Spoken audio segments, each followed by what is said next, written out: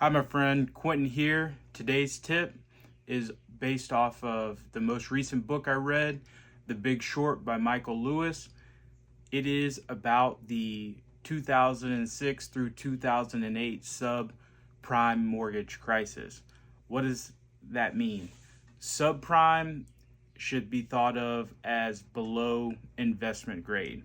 However, at that time, the investment banks, the mortgage brokers, the ratings agencies, the regulations were very lax. So people that otherwise would not have gotten a mortgage were getting mortgages left and right. And the system was encouraging it because they were able to package them into mortgage-backed securities, collateralized debt obligations, collateralized debt securities, so forth, so on. They were packaging them together and then selling them on the market, and were being bought by institutions like AIG, so forth and so on. The ratings agencies, because they were getting paid off of rating the securities, were, to be nice, looking at it with a light touch. They were giving AAA credit ratings to mortgages that were like 680 and below average credit score loan recipients. That's probably the best way to say it. And this book, The Big Short, follows basically three groups of people.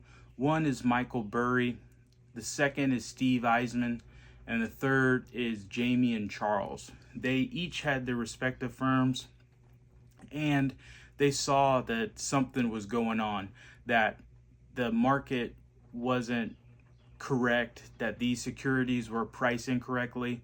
Or no, when Michael went to go set up these CDOs, or credit default swaps, better yet, they weren't in existence. They weren't on the public market to be traded. There were some private examples, but they were off market and it was very opaque. What these credit default swaps did was, in a way, but still not, because I'll explain it later, they weren't transparent, but they were on the market and they could be quoted a price, so they began to be transparent.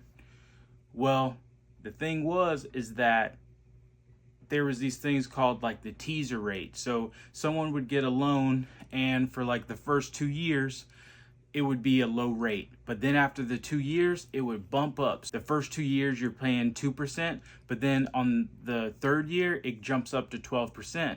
Well, people were already over leveraged. Their whole idea was they would be able to refinance. So as long as house prices kept going up, there would be equity and they could continue this bad debt situation. Well, home prices didn't even necessarily stop rising, but they stopped rising at the pace that they were before. So then the loan recipients, they couldn't refinance, and then boom, one after another, it was like a cascading effect or a domino effect where they just kept defaulting.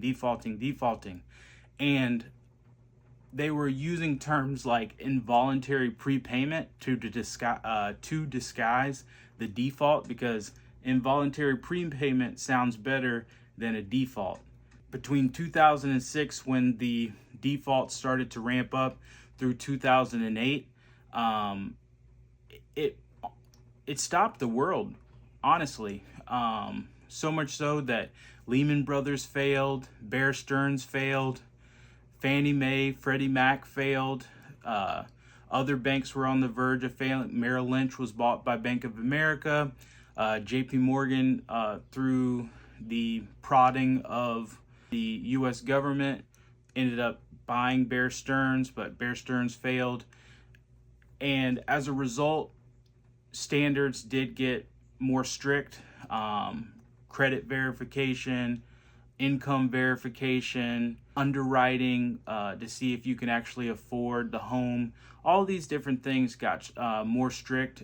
Hopefully it doesn't happen again, but in a way it was kind of bad, because if you, the government, are going to always come in as the white knight to save the banks, what encourages them to be less risky? Because they always know that you're going to come in and save them. And then who saves them? Us, the taxpayers. So that's not a good system. But then on the other hand, our society runs on debt.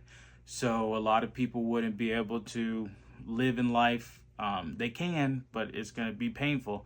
But a lot of people wouldn't be able to live in our society without debt. So they do serve a purpose, and I can be objective enough to understand that.